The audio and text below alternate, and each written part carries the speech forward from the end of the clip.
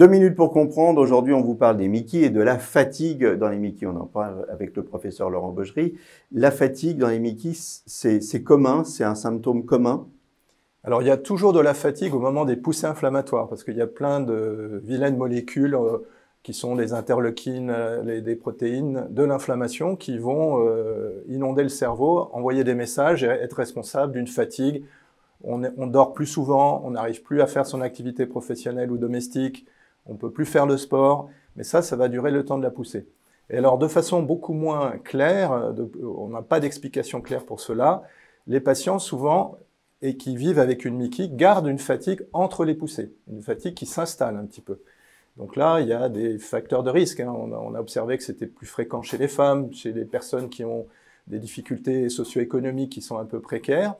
Et là, on est à court d'explications pour cette fatigue-là qu'il est très difficile de traiter. Autant la fatigue d'une poussée, on peut être optimiste parce que si on est actif avec les médicaments anti-inflammatoires, de la cortisone ou des médicaments immunosuppresseurs, eh bien la fatigue va disparaître, on va pouvoir de nouveau reprendre le sport, reprendre son activité professionnelle parfois à mi-temps.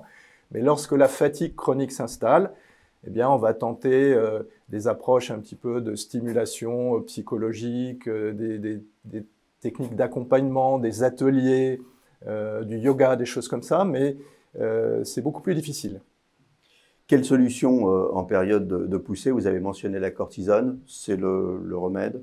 Il faut pas avoir honte de sa fatigue vis-à-vis de son employeur, de ses enfants, de son mari ou de sa femme. Il faut garder le lit tant qu'on n'est pas en état de faire les choses et pas vouloir absolument surmonter cette fatigue qui est normale et qu'il faut respecter pour bien guérir.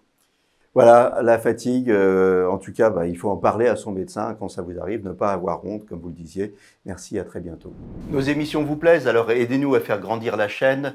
Pour parler santé au plus grand nombre, partagez, likez, abonnez-vous.